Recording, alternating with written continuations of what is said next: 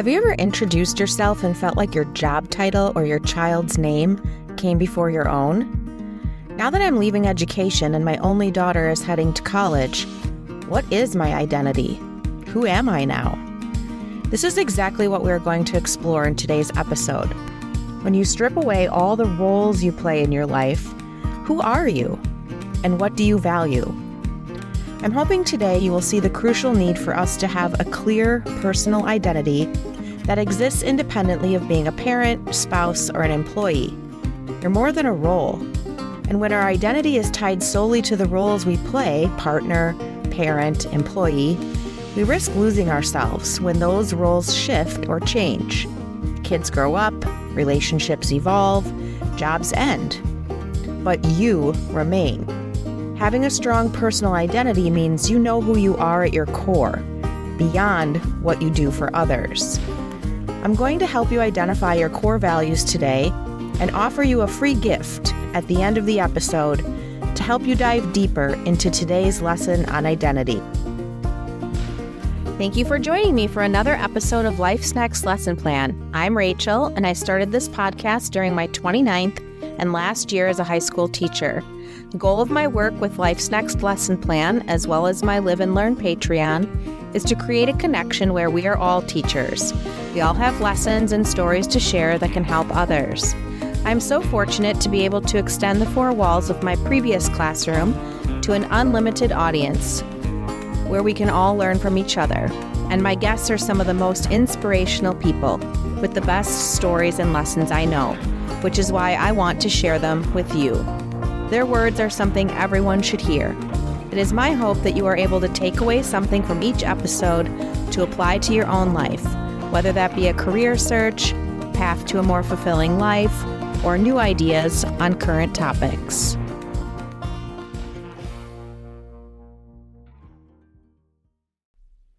So let's start at the beginning of how losing our core identity happens throughout our different chapters in life.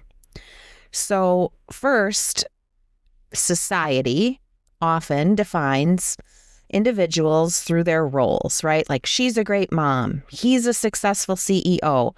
A lot of times that's how we are identified in, our full-time jobs or, our relation to others. So this becomes in different chapters of our lives. Of course, being a parent becomes all-consuming. Having a demanding career can very easily overshadow your personal identity. So it's just, I guess, important to acknowledge when you're in those stages of life and those are your priorities at the time, that beneath all of that, and all of that is important, of course, and that is providing you purpose, that at any moment that any of that changes, who are you beneath there? Obviously, in my own situation, I'm heading into two major life transitions at the same time. Did not plan it that way. It's just the way that it's going to happen. And I've been thinking for years about it because obviously I knew my only child was going to be turning 18 and going to college. And I have for multiple years been thinking about my next path outside of education. I knew it was probably getting to be near the time that I needed to do something else for my sanity and patience and all of that overall well-being. And so I had actually thought about it. This all corresponded, of course, to with 5 years ago, I got a divorce, in 2020. And so your identity shifts there as well. You're now a single parent. And so through that healing journey, I think it definitely forces you when you're on your own and you're no longer in charge necessarily of a full household. It's just you and your child, and you're shifting to a full-time parent, to a part-time parent. I think at that point was the first time I started really thinking about who am I and what do I enjoy, right? Because you're so caught up in the everyday of just kind of surviving through each day. And I cannot imagine how it works for parents of more than one child. I just don't think I'm built for that. But that was kind of the first time where I think, again, double whammy of going through a divorce during a pandemic where you're suddenly very isolated and you are now single. It's like, what do I like to do? Right. So at that point is when I really started realizing like how many things that I enjoyed that I had maybe put aside. And, then I started thinking about, oh my gosh, well, this is really what my life is going to look like in retirement or in my empty nest stage. And so I probably needed to start thinking about this anyway. So the timing of it just worked out in that it sort of forced me a little bit earlier than, right before my daughter's leaving for college or right before I'm leaving my profession to think about like, what do I enjoy doing if it's just me? And as I've talked about in previous episodes, it was also during that time where I had claimed like, I'm never dating again. I am going to be single for the rest of my life. And so because I had that mindset, it was like, okay, if I am going to be single for the rest of my life, how am I going to go through life? Like, what do I enjoy and how will I fill my time? And not that, obviously I wouldn't still have a career and still have my child to visit, but it really forced me to think about just like what brings me joy and how do I want to fill my life. And as we've also talked about, as you age, your priorities shift. Like what you once enjoyed doing maybe is no longer important to you, or, it just looks different. So this has kind of been like a 5-year journey, and I'm somewhat grateful for that. I think looking back now, in the time it was, oh my gosh, so overwhelming and difficult. And there were days where I honestly didn't know if I was going to make it through. Those of you who know me really well know that there were some desperate phone calls and some very difficult times of self-doubt and just like, if this is what my life is going to look like and this is how I'm going to feel, like, what's the point? A lot of tears. And so, yes, now I can see it as a blessing and it actually worked out for the best. Oh, life, how you tend to do that.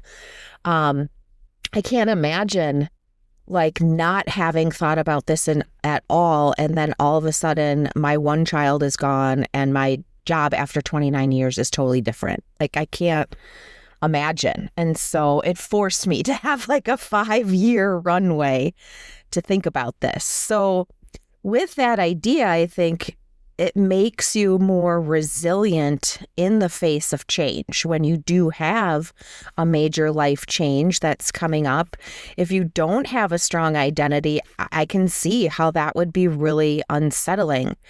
But if you go through a divorce, a job loss, empty nest, a major illness that shifts your life and everything that you thought you were is suddenly gone or changed, that would be terrifying and really empty and lonely. And so I think having that strong connection to who you are at your core, you will always have that to fall back on when other things change. And that's why I wanted to talk about this topic today, because the more resilient we are, right, the more we are able to weather all of these different life changes and these storms that are inevitably going to come up in life. So I think once I found kind of and tapped into like, this is what I enjoy. And I tried a lot of different things. Exercise had always been there for me throughout, no matter what. I look at it as more mental health really than physical health. If I'm being honest, I do not feel right if I haven't done something to start my day that has to do with movement. It's just a habit, I think, for me. And it definitely makes me more emotionally stable. And if that part of my life, like that is one of my hugest fears, definitely, if something were to happen to jeopardize, that is a big part of my identity. And that would really, really rock me. So I need other things as well as that that I can do and that bring me joy so that I can remain emotionally stable as I get older and I'm not able to do some of the active things that I do now, although it's my goal to do them as long as I can. But it just having that anchor, I think, helps you weather all of life's storms a little bit more gracefully. I think, too, that the more you are in tune with who you are and what brings you joy, and on the other hand, what doesn't, I think it really helps you with setting healthy boundaries as well, where if you really sit and evaluate, which I'm hoping my free resource is going to help you do, it's some of the prompts that I kind of walked through when I was sort of reshaping what I wanted my life to look like.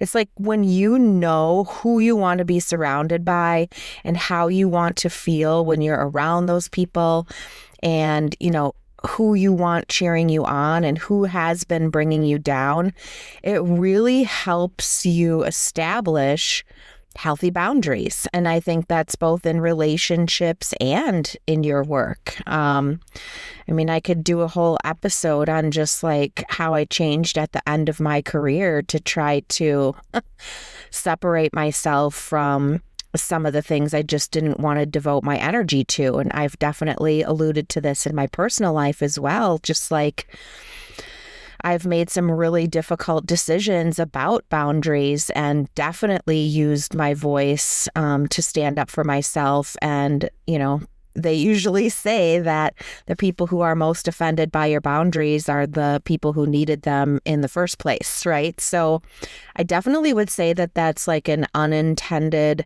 benefit of really knowing who you are and what you want your life to look like.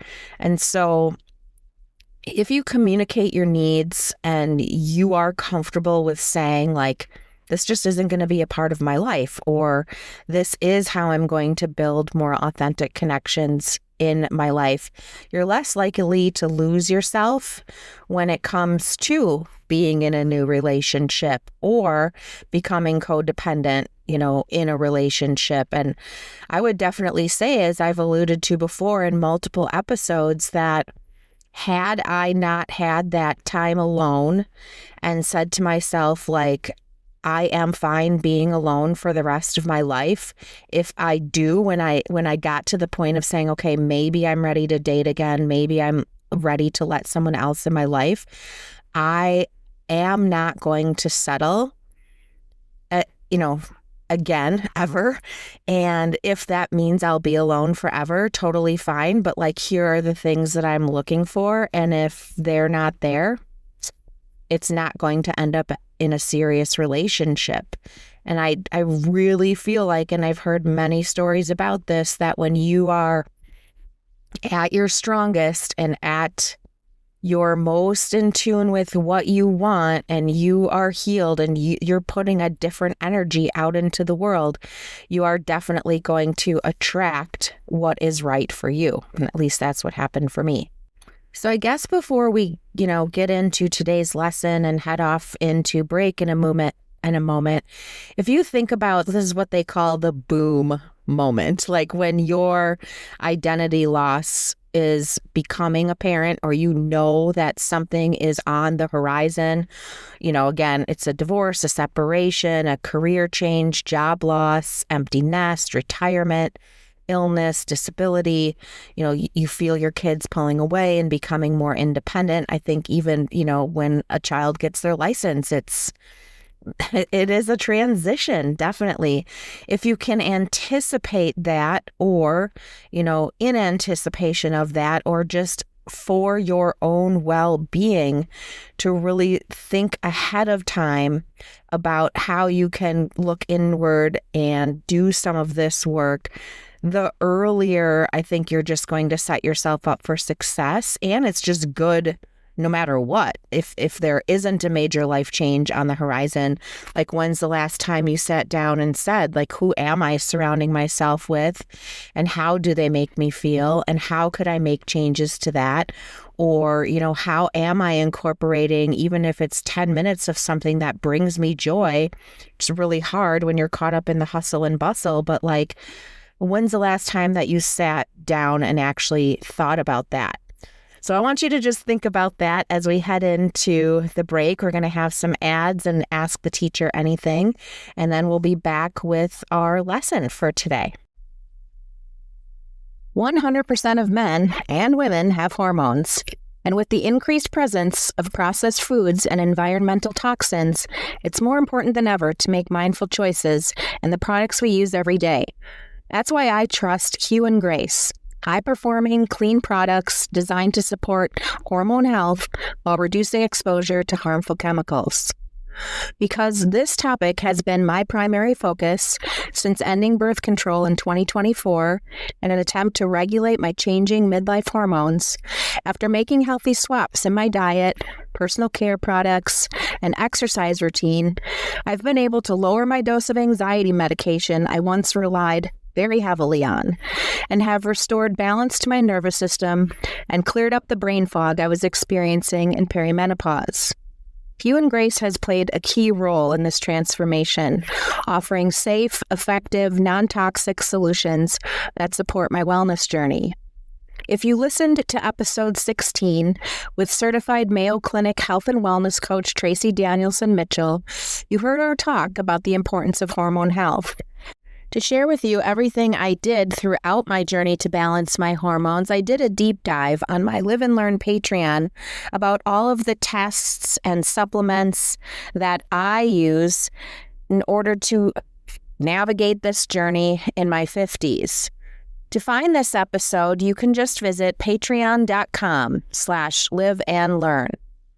Some of my favorite products I use every day include Hue & Grace's Hydrate and Detox that contains powerful antioxidants, electrolytes, and prebiotic fiber.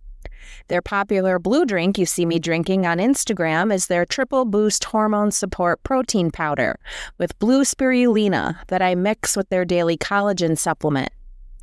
I also keep my skin hydrated and smooth with their spray-on body oil. I love putting this on before going out, and it gives my aging skin a more dewy look.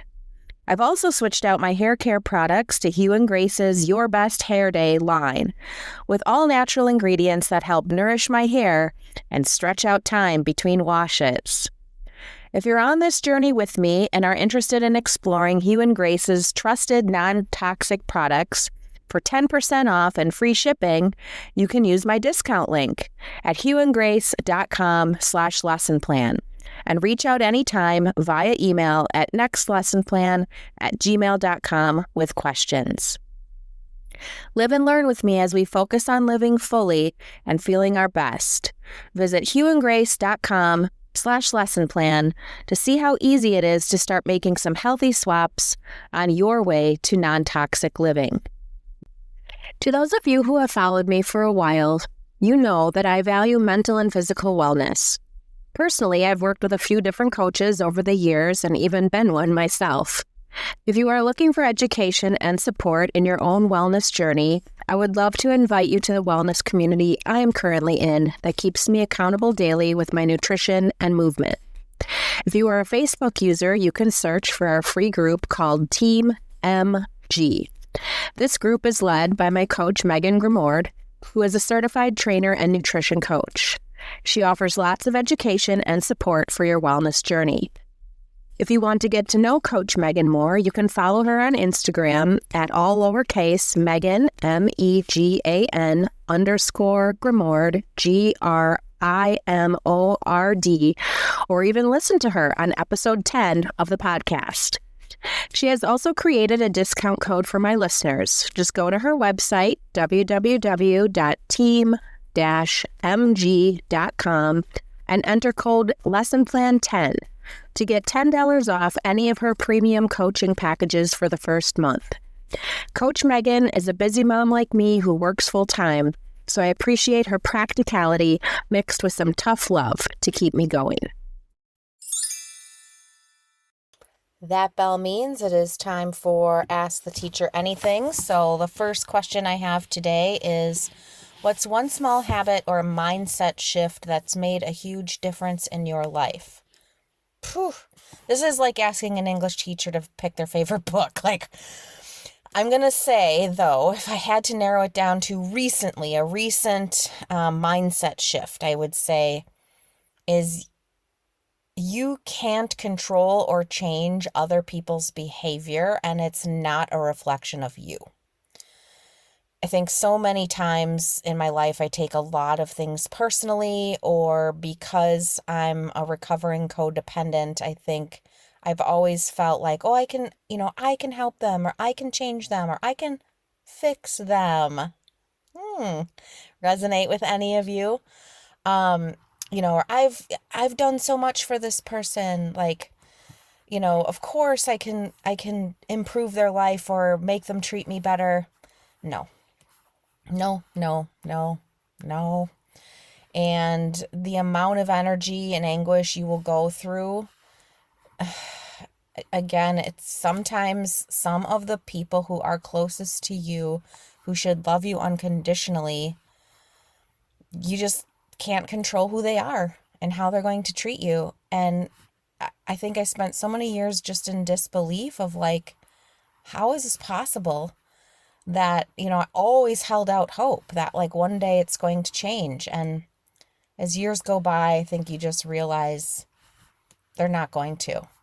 And once you make peace with that and realize it has nothing to do with you, you can free yourself of a lot of that. And this kind of goes hand in hand with the conversation that we had with boundaries. And we teach people how to treat us. If we let people continually act a certain way to us and don't put our foot down or voice our opinion or set a boundary, it's going to continue to happen.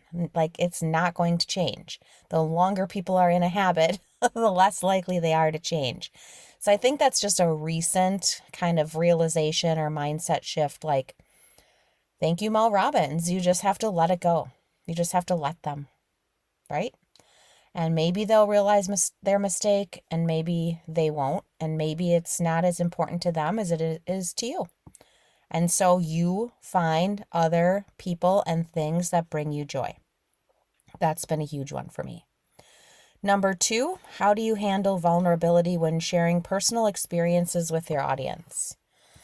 Yeah, I don't know. I think sometimes when so many things have happened to you and you've just lived a life, you're like, I have a lot of really good, valuable life experience that I think other people could benefit from. And it's sort of that teacher mentality of, if this helps one person, it's worth it. And at this point, I think everything they say, like, as you approach your 60s, you just don't give a crap what people think about you or about your life. And I spent a lot of time in my life being ashamed for how I grew up until I realized, like, there was nothing I could do about that. Before I was 16 and had a car and could make decisions about my life, there was not a lot I could do. But I will say that once I had independence and once my life was mine to build, the only thing that kept me moving forward was the mindset of, this is all on you, because it truly was. And people who know me know, like, that it was all on me.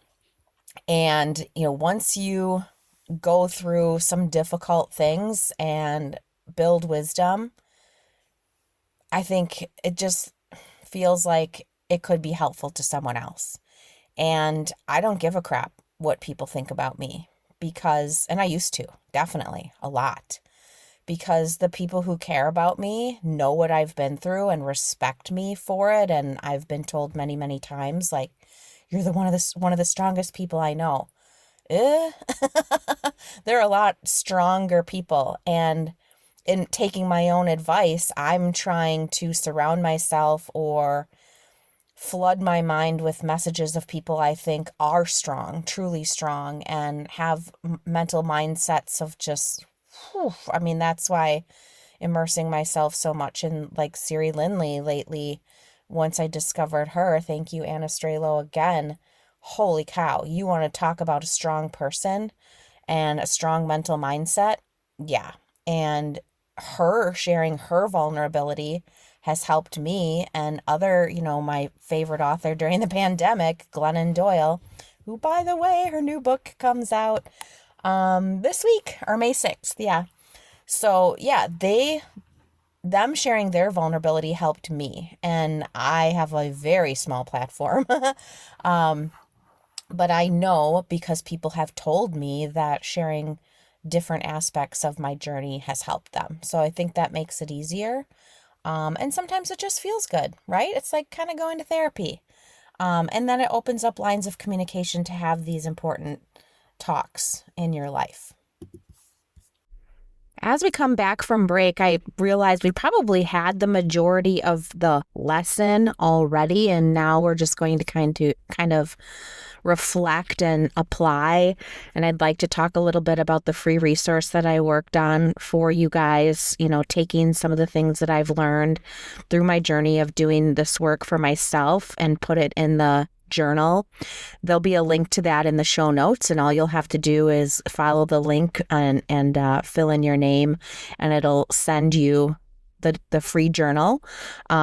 It's not long. There's only like 6 prompts or so, but it'll start with a list of 50 core values and kind of going through thinking about. That took me a really long time actually to just. It starts with narrowing it to 10 and then to 5 and then to 3. And that gets harder as you go. But it's really important work to think about at this stage of your life, because certainly that will change as you age, just like right now in this chapter, what is most important to me. So let's just kind of talk about that a little bit and how we can cultivate, this core identity. And, I've asked you already in the episode to just start by saying, who am I outside of any roles that I have? Just like if it's me, living my life and there are no other people around me, I'm starting from scratch.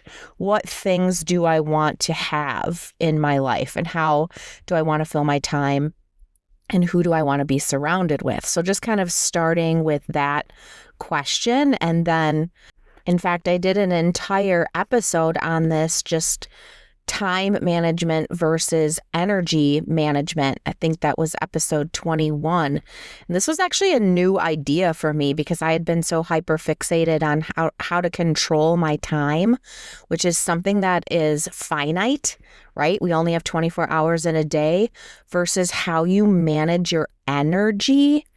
And this idea of ultradian rhythms, which I had never heard of before, and I talk about in that episode, and how if you are short on time, even how you pack that time begets energy, right? And so the more energy that you are, taking in joy and, this leads to not burning out, right?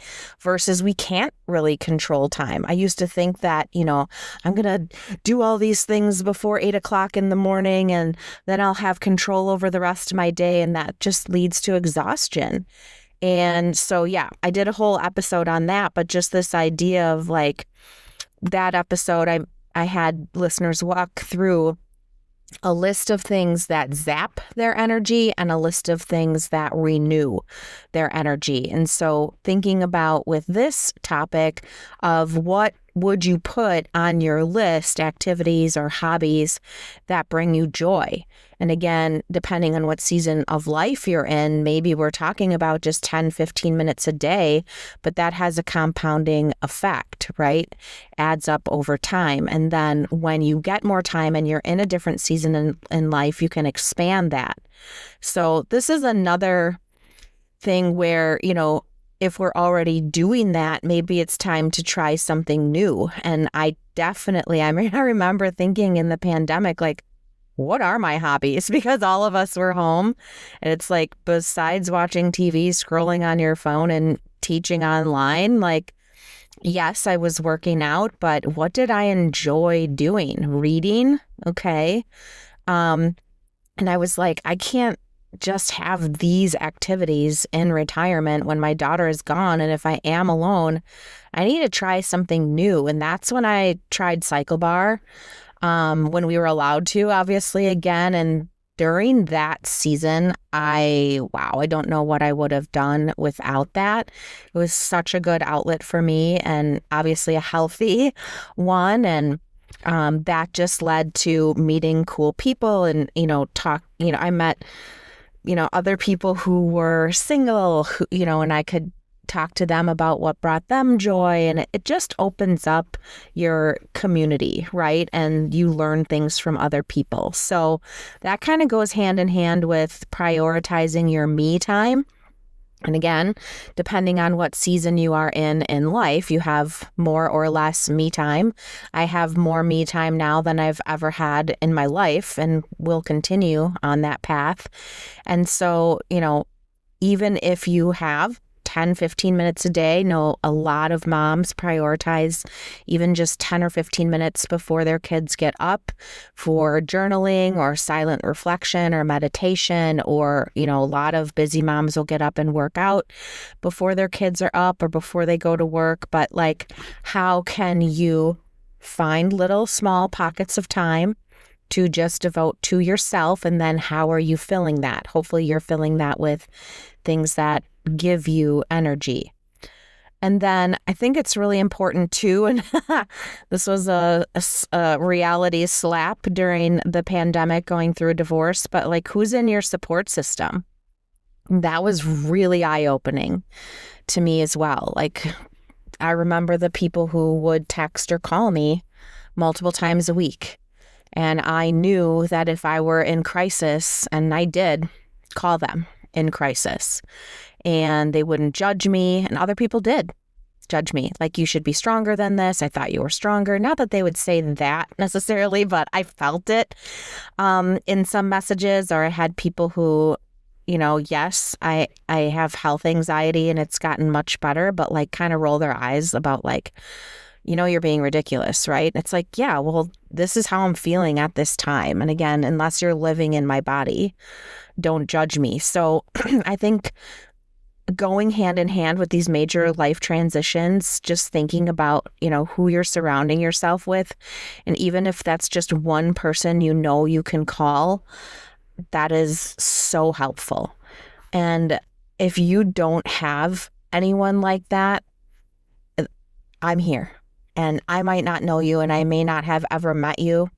I have met certain people who I've interviewed on this podcast who I've never met, who I feel a strong connection to. And so what? Send me an email, reach out on social media.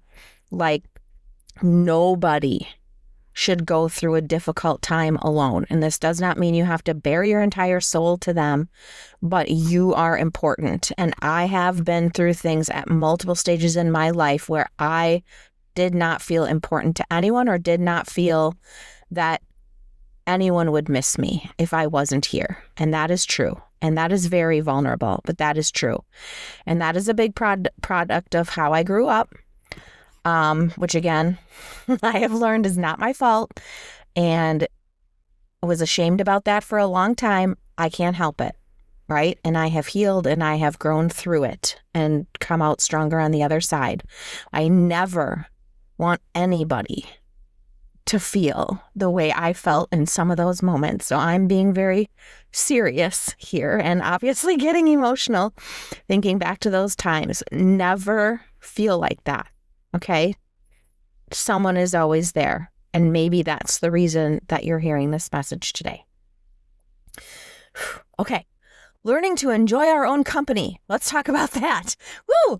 That we had to learn during the pandemic, unless, I had one child with me 50% of the time, but some people were crawling in kids and you were like, oh my God. But again, if you are not settling and you are deciding if all else is gone in my life, I need to enjoy my own company, even if that means singing in my car to ridiculous music and sounding horrible. So what? I had fun. So really think about that. Like if you are alone and sometimes busy moms are like, please, can I just have some time to myself? And I'm just going to sit and stare at a wall. Do it. Like I've been there, done that. Many times I have driven in my car in complete silence or gone on a walk, right, in complete silence. So, just thinking about what you enjoy when it's just you and how you choose to spend your time.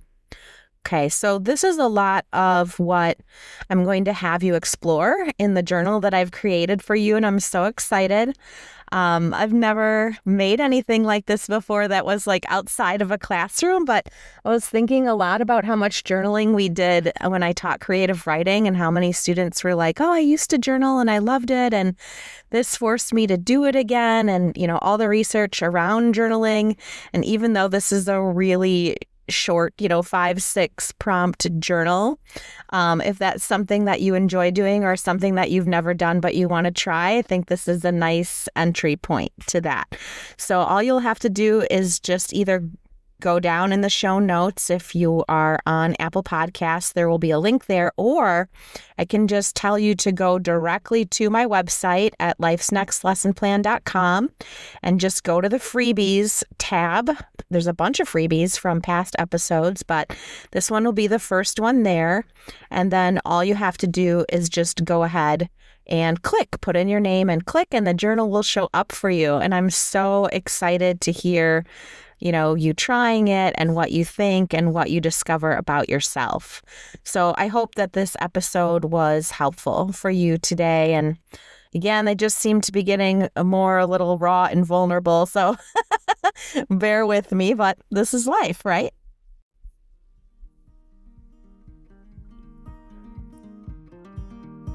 I hope today's episode was of value to you, and I really do hope that you check out the journal and spend some time, even if you just do one prompt, at least to get started, just thinking about some of these things. And if you already have done this work, I would love to hear any tips that you have, because I feel like I'm still partially on this journey and kind of in the thick of it, although I've done some work already with this. So I'd love for you to share, any helpful tips that you have for me or for others. And next week's episode, oh boy, this is, as I've referred to in previous, or actually just this episode, someone who I had never met, whose book I have now purchased and actually even shared it with Brett in the sauna. And oh my goodness, I have been surrounded by brilliant people my whole career. And, I think teachers sometimes are a little bit snobbish about like, oh, we're so smart and everybody I teach with is so smart. Holy cow, what an amazing guest I have coming up for you. Actually, my next two guests I'm going to have to say, a little nervous because I didn't know either one of them, and they're kind of in that realm of people where I'm following them because I want to be them or I want to adopt parts of their mindset, right? So really looking forward to that for you. Also, on my YouTube channel, Life's Next Lesson Plan, we just picked up our camper yesterday as of recording this. I'm actually recording this one in my car because it's early in the morning and I didn't want to wake anybody up, but I did, if it was a little warmer, although I could have turned on the fireplace in the camper. I did think about recording in there, and I will, I think, do a lot of episodes in there because it is super comfy and cozy and a little bit, nicer than just sitting in my car to get away from people. But right now the camper's in our driveway. I guess when it's in storage, that'll be a little bit harder to do. But anyway, all of that to say that I will have some footage now on my YouTube channel about the camper, and I have a whole playlist there on not only counting down my last, let's see, tomorrow it'll be 32 days left of teaching. The kids notice that I'm starting to take things off the wall and it's starting to look a little bit more bare in the classroom. So I have that countdown on YouTube, but I also have my empty nest playlist on there, which involves all things transitioning to an empty nest, which is what we've talked about today. So lots of places to connect with me, and I meant what I said today. I'm thinking about you. even if you don't know it, even if I don't know you yet. And I worry about you. I care about you. I know we all have to weather our storms in our own way. But please, please, please don't ever feel like you don't have someone to go to. We'll see you again next week.